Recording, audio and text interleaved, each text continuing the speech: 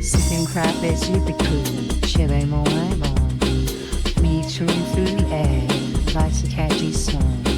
Talking about the times. So I am here with Madam President herself.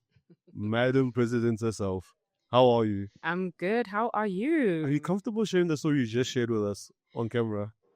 Are you? I just have to ask. Yeah. Because I think it's funny. Really, it's because I'm like, that has to be told.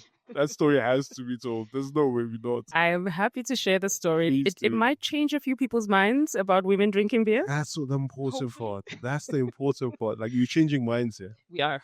Please. So we were chatting about women who drink beer, and you have the story to share, please. Yeah. So the wedding I was at, it had an open bar. And there was a very kind gentleman on the table who wanted to buy me a drink because he was going up to buy himself a drink. Yeah. And he says to me, "So what are you going to drink?" And I said, No, bring me a beer. He's like, "Which kind?" I'm like, "Bring me a Black Label." He stopped dead in his tracks. Yeah. Just like, and then, Face dropped. Yeah. And he's like, "Isn't there anything else you can drink?" like, dude, what is happening? What is up with you? No, this is a proper mindfuck. Like, okay, I will see Upila. And then the Black Label again. Yeah. Reluctantly, he went and got it, but he put it on the table, didn't even open it. I think in his mind, he was like, I I'm want done with nothing you. to do with this lady. She might stand with me you. after this. Like, no. This is not that kind of party. Yeah, but that was funny for me. Changing minds. Changing minds. Changing minds. He's going to have to see it differently No, next time. Next time he asks that question, he'll be prepared. Yeah. So the next time a beautiful woman says Black Label, he's like, got you. Yeah. Got you. There we go. Got you.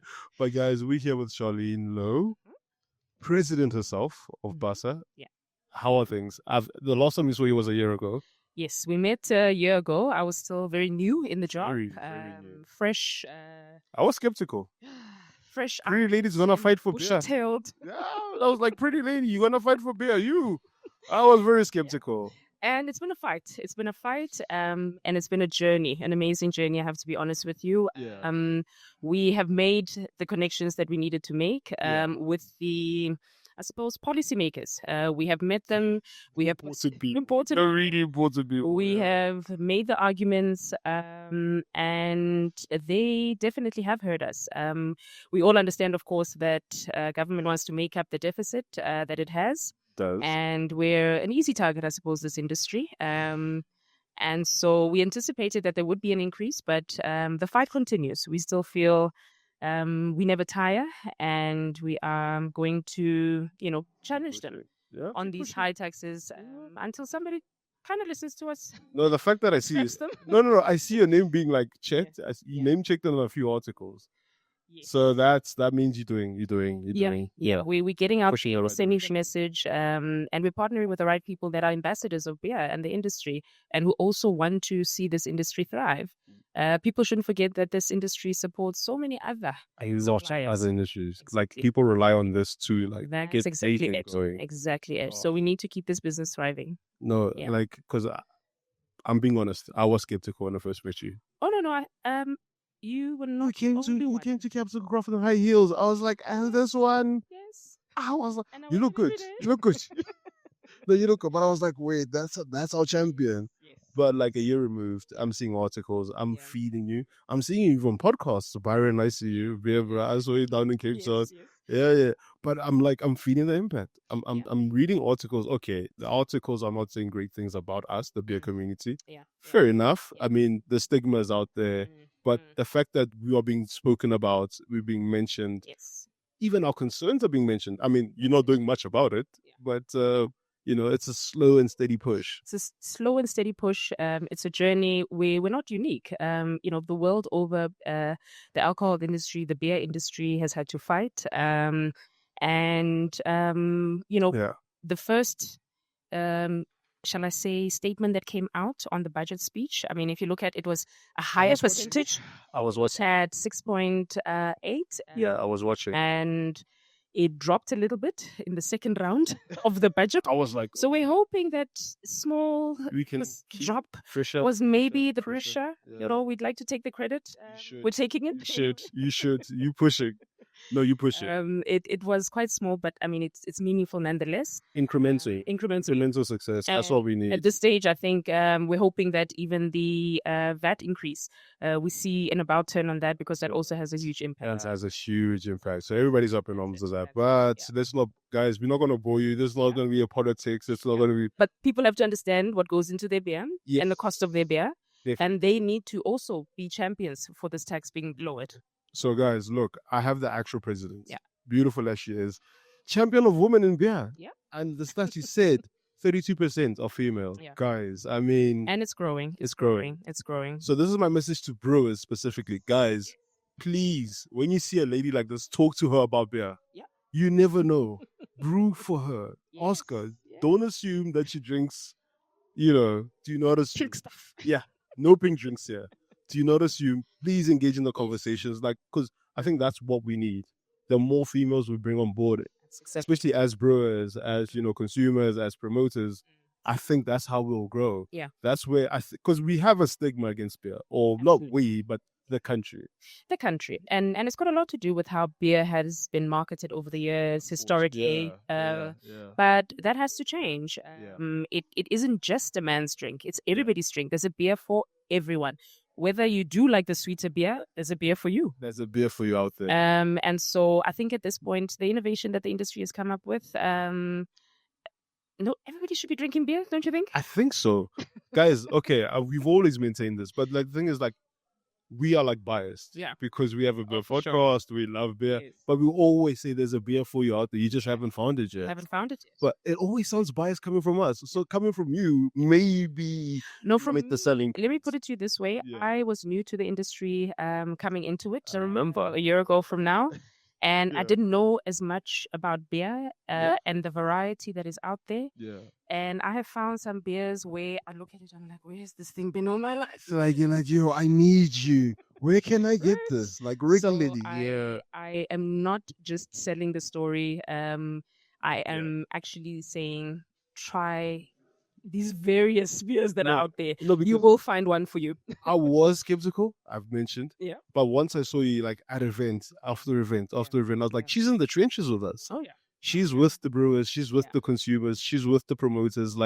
She is in it with us. Absolutely. My only interest is to see brewers thrive and become bigger than what they are right now. That's what we want. We need. And the consumer wants variety. Let's give them that. Do you know what? Because I read an article on Daily Maverick. I'm not going to drag them or anything like that. But they were highlighting what we as the beer community are asking for. Yeah. And they were basically just patting us as, look, it's not. But I was just like, okay, I heard there's some of the concerns. But guys, whoever wrote that article really want to invite you for a beer. Because I could tell that they have never drank beer, these people that were writing the article. Yeah. And it's no harm. No harm. But, what we're saying essentially is that we shouldn't forget as well that even the WHO is saying countries need to move towards lower ABV alcohol for better health outcomes. It's not us saying it's not us, dude. This is the refresh. It is a low alcohol. We are the lowest. Exactly. Lower than wine. And, for me, it's a quality brewed product. It's amazing. Quality ingredients. The soup pairings, it's amazing. Yeah. And it's actually an art. It is. People don't understand the complexity and the intricacies of actually brewing beer. I've come to learn that. I had no idea. And I keep learning a lot. But it is a complex process. It is not as easy as just when you see it in the bottle or in the glass. That's what it is. No, it is complex, absolutely. An absolute art. No, I was just going to ask about your beer journey. Yeah. Because when I started, when I met you first, it was Black Label. Yes. You escalated to Lef. Mm-hmm. Where are you at now? Where's Charlene's favorite on the market out there? There's... What's the most memorable one? The one you can think of that you like? This beer I need. There is a beer that I have tasted from a brewer in Cape Town, Afro-Caribbean. I knew you would, because he's an alchemist. He's just a magician in there. I don't know what they put in the beer, but it is magic. Insanely magic, secrets, and you like... Absolutely. So I found my love there. Yeah. No. Look, Afro-Caribbean will just blow your mind. Absolutely. 3 times over. Yep. You're like, wait, you have this, and then you have this, and then you have... And you can't decide. And you're like, dude, but there's a speciality. But this is no. But so they're pretty good, and it's no wonder they they top getting the awards that they've been getting all these years, the South African National Beer Trophies and others. He deserves. They're doing good. They really, really deserve it. But Madam President, thank you again for blessing us with your presence. Thank you. We are behind you. We're in a good fight. We'll keep pushing. We're in the trenches together, guys. She's legit now. She's legit. You've been to Capital Craft Beer Fest. For sure. They're coming back this year. I've been back there countless times since.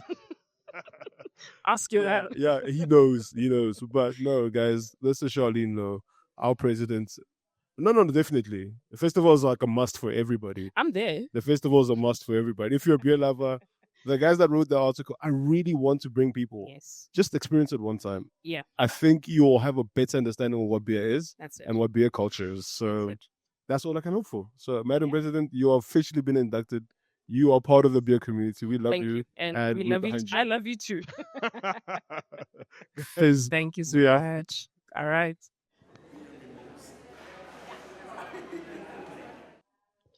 So we thought we had finished the interview, and then we chatted a bit, and I decided, no, we needed a part 2. Okay.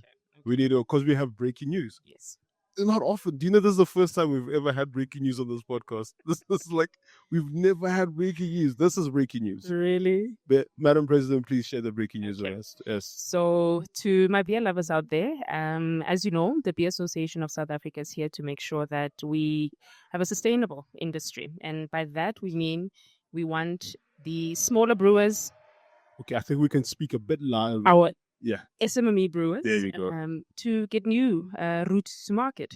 Yeah. And we have been negotiating with various regulators to try and explore the idea, if you will, of having beer in grocery stores. And we have had a bit of a breakthrough in Mpumalanga. I'm happy to report. That's amazing. And still early days, of course. You guys should be clapping right now. Why are you not clapping? There was already an applause, by the way. So let's take it. Let's take it as ourselves. And this was done in an attempt to try and make sure that there is another avenue for small brewers to sell their beer and get their product out there, because we understand how difficult it is. With distribution channels, how expensive it is.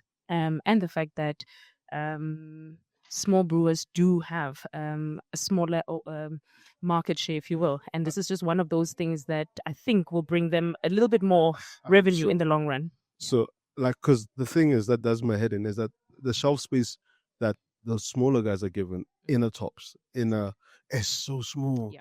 I mean, and you're budging, like, you're nudging, like, your Devil's Peaks, your Jack Blacks. That's it. That's rough. Yeah. And we're saying we are taking slight leaning towards showcasing more of our smaller brewers, exposing consumers to them more. All beer is going to be there, but we do believe we need to expand the varieties to the consumer for them to understand that there's just so much more out there for them to explore. We have enough lagers. That's what Madam President is saying, guys. We have enough lagers to bring in some new styles.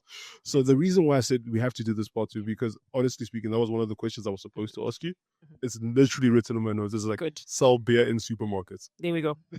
That was like, that's the direction we're going. Yeah. Countries the world over are doing it. Even many African countries here in already, it's just SADC, especially. It's just us, and we understand the concerns, of course. Yes, very. And we do understand that we've got to continue to preach responsible drinking, moderation is key. But we also want SMMEs to thrive. We want them to grow. We want to expand the market for them and make sure that consumers know them. And right now, we're working tirelessly to make that happen. You definitely, because it's so important, because I think Mahlangu, yes, she highlighted the R3 return on a crate. So if you can get smaller guys producing high quality products for a supermarket, I mean, already I'm assuming the profit from like selling maybe a 6-pack even will be very escalated compared to the R3 on a crate. Oh, absolutely. And look at it this way. It's a win-win for everyone. Remember, regulators are not necessarily there just to regulate. Because they form part of an economic development department, they also have a responsibility to stimulate the economy. So when they open up such regulation to channels to brewers, it stimulates the local that economy. entire economy where that particular province is. And they have a good story to tell around how they actually increased the economic activity through this type of project. So it's a win-win for everyone. And I think it's something that I'm excited about. And This is great. Looking forward to ultimately seeing all of this happen across the country. This is phenomenal. Guys, I can't tell you. I've thought about this years and years and years about, like, guys, why are we not in supermarkets? We can pay well with food. We can pay well. Like, why are we not? One is doing it and one is doing well. Yeah. I think the wine market is very healthy, very balanced. There's the big guys, there's the small guys, but they're all on the shelf. You get to make your pick whilst you do your grocery shopping. Yeah. So, and they are. So welcome everybody. Welcome. Beverage Conference 2025, hosted by Brewsters Academy, and with me is Pat Mahlangu. Got that right, correct? Pat Mahlangu. Yeah, Pat on brand.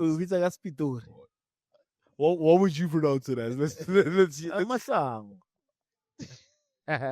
Yeah, my bad. How are you, Pat? I'm very good, thanks in yourself. I'm all right, man. So we out here at the Beverage Conference 2025, hosted by Brewsters Academy, and you gave an amazing talk.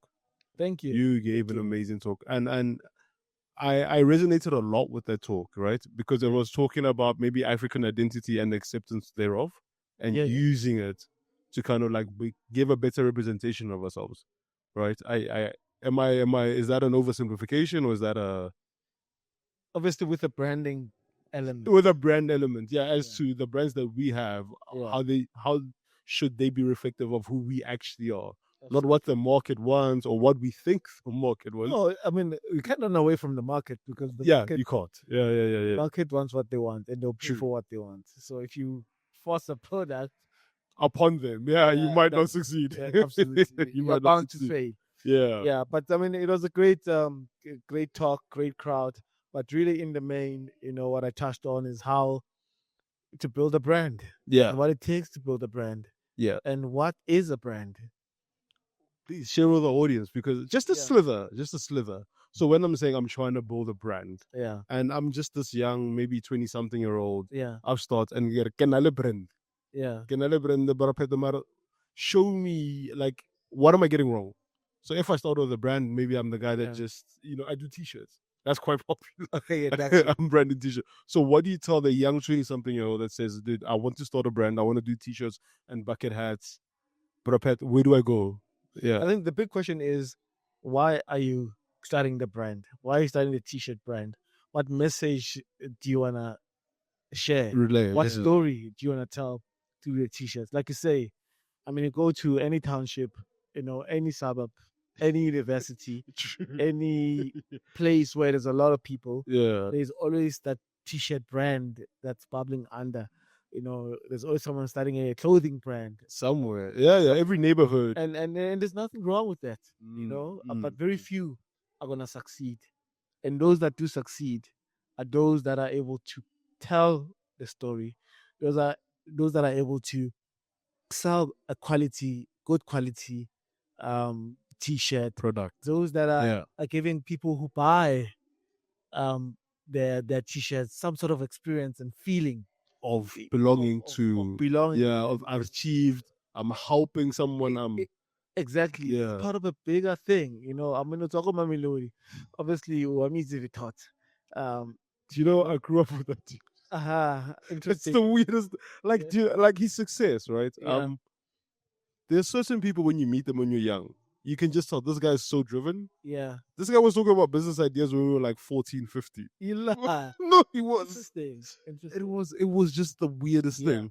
It was just But in the main, because maybe you can tell the story better than I. Yeah. But I remember the first time I was exposed to the Galaxy Boy brand. Yeah. It is just around, let's say, 08, 09. Yeah. It was really bubbling up. It was exclusively t-shirts, correct? Yeah. When they were doing the FVIP.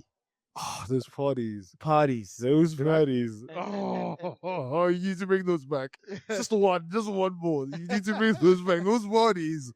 Just no, please. Absolutely. Yeah. So what Vitots was doing with the Galaxy Boy brand was really, to create experiences, to create a movement I still have memories around young people, Yes. right? Yeah. And obviously, over the years, the brand has evolved to what it is today, and it has grown leaps and bounds. And also, he's had some, Dips, those which dips, I mean, and when he came back, I think during COVID, post-COVID, a little post-COVID, bit. Yeah. I think around COVID about helped him.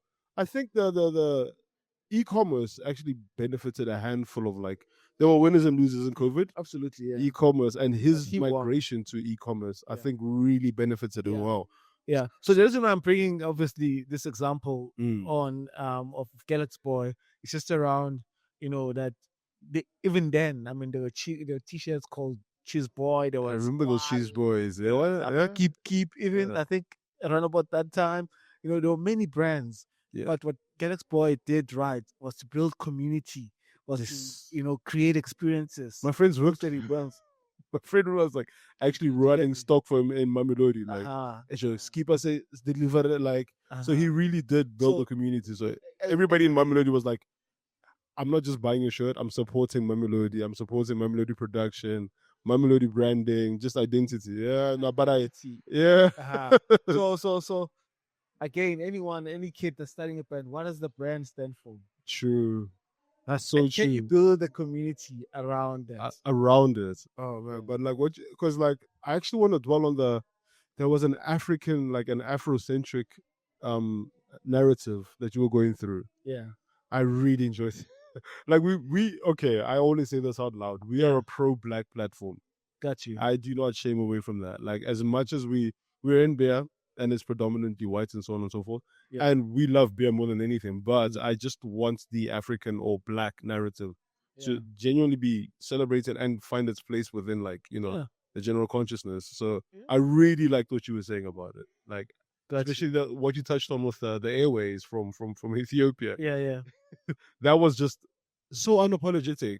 Not unapologetic, but they will cater to you. They will give you good service, but it will be true to themselves. Uh-huh. I feel like that's something you touched on that I resonate with so much. Absolutely. I guess also those are the benefits of being the only country that have never colonized, because you stay true to who you are, through and through. You were never tricked. Yeah, and you were that's exactly what you know, and which is brilliant. But yeah, in the main,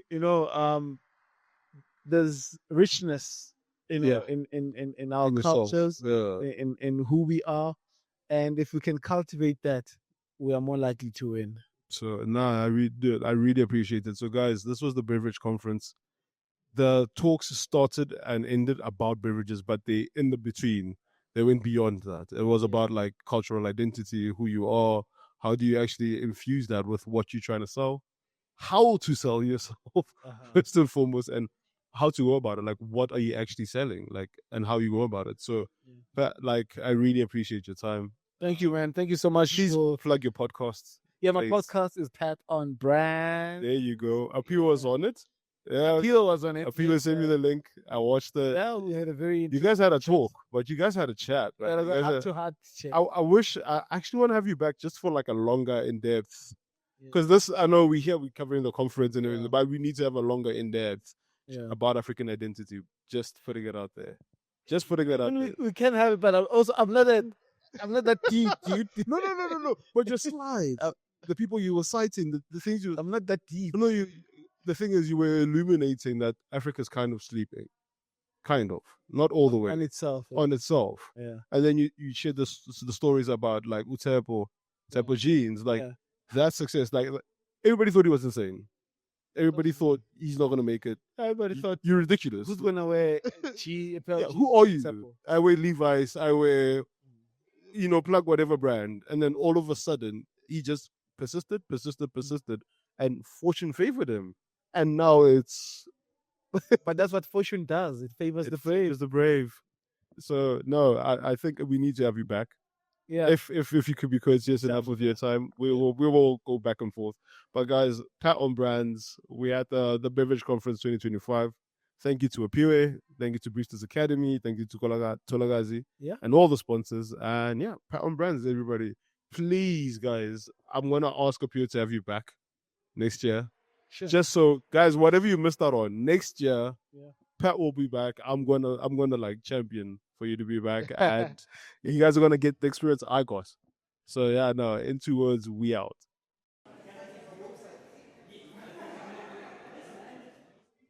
It's been a long day. It's been a great day. It's been a productive day for a Friday of drinking. But guys, we at Brewsters Academy. We at the Beverage Conference 2025. Thank you up here for hosting it. There were a lot of raft. There was a raft of great talks, a raft of great speakers. But the one that resonated with me the most, that I felt like I had to share with our audience, was Mamaitse on speaking about mobile brews. So Mamaitse, thank you so much for affording us your time. We feel honored. And where do I start? Who is Mamaitse and what does she do? Me? I thought we were going to talk about the business. What the heck? Yeah, well, okay, the business. You can say Mamaitse and I do, and then we... Okay. Yeah. So let me start. So I started the company with my husband. He was a freelance bartender when I met him. Oh. And then when I met him, I was mentioned. Yeah. So we're doing this for 9 years now. When we started the business, I had a background in statistics. So I'm very big on research, on insights and stuff like that. So what I bring to the company is that I just try to grow the company based on research and data and learning more, having events like this. So yeah, that's essentially what Louw is. That's what Louw is all about. Yeah. So my husband used to work for a bartending company, and then he saw a gap in the market that like this. It's in terms of service that's not being like but for black people in particular. Gogas. No, Gogas. Yeah. I think that's the dark side of all commerce that exists in South Africa. Wherever black people are and congregate and have the businesses, that's the least serviced. That's where the money is. Yes. And you saw that gap. And so that's need is as well. When all of Mama say you see that gap, and what's the way forward? What is the light bulb moment there?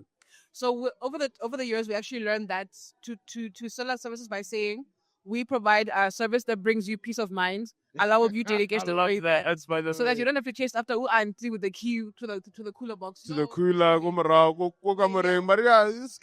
And then they disappear. Oh no, how feel it? Andiala pila pila. Next thing there's more alcohol. You know what I mean? So I know, ma'am, we're here to literally manage your beverages. Manage your beverages. Your drinks. Yeah, that's what we can actually service you and your events to make sure it's a success. You deal with less stress. Yes. You can deal with the musicians. You can deal with the patrons. You can actually do other things apart from bar. Yes. So you guys have been doing this for 9 years. 9 years. Can you believe? Wowzers. We even survived COVID. Guys, how? Perseverance, honestly. Nah, you just stuck in. Huh? Yeah, we had to log in, like literally from the day. Imagine logging in at the end of March in 2020 with nothing happening. I'm like, there's nothing happening, but you guys we stuck through. We love you for it. So like the fact that we survived that, we're like, you know what? I feel like it's meant to be. Yeah, you know? If we can suffer an entire pandemic, I think we can suffer anything else. So predominantly, which areas do you guys like service? Predominantly. Yeah. That's difficult to say. Is that Gauteng? Do you branch out of Gauteng? It's tricky because we're based here in Gauteng, of course. Yeah. But we're always needed in North. So last weekend, for example, we were in Northwest the whole weekend. Sometimes we spend the week in Limpopo doing that.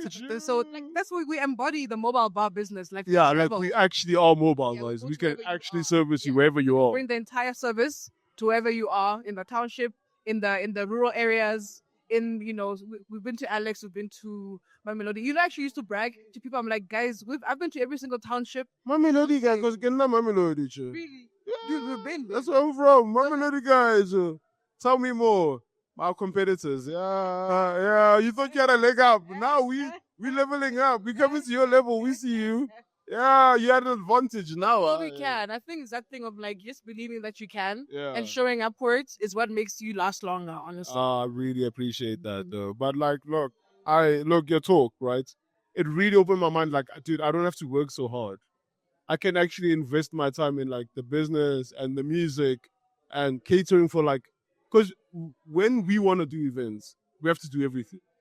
Food, liquor, the people, just marketing it beforehand. So to be able to call you up, my mate say, hey, cater bar, we'll just do the rest, and we'll just facilitate the good times. So no, just to hear you speak about it and to give it validity. Yes. And give it that assurance of no, there is a company you can trust, you can call up, and they will service your clients, and your clients will be satisfied. Yeah. It was such a pleasure. Thank you for having It was a genuine pleasure. So guys, give Mamaitse company details, please share with our audience. I know they love their liquor. Some of them do have events that they need to throw, and we all need help. So please share your company event or your company details, and yeah. Alrighty. Let me plug myself. Please. So we have a website at bluewavemobilebar.co.za. Email is info@bluewavemobilebar.co.za. We're on TikTok, we're on Instagram, we're on Facebook as Blue Wave Mobile Bar. We're very difficult to not find. Like, okay, I like literally just Google search Blue Wave Mobile Bar. All our socials will pop up. Spell the blue for me. Second. Spell the blue. Blue. Spell it. BLUE okay. MOBILE. Oh, wait, Blue Wave. Oh, wait, that again. BLUE and WAVE MOBILEBAR.co.za. There you Ha. Now we got it all. You just made me realize how long our name is. I know your name is I saw it on your I was like, It's a lot. yeah, spell it. Spell it. No, because I was like, am I seeing this right? But that's what it is, guys. Mamaitse. But it gets the job. No, guys, you'll find online. We will make sure we just put all your descriptions, all your links down below in the description. And Mamaitse, cheers. Cheers. Guys, MBs, we out.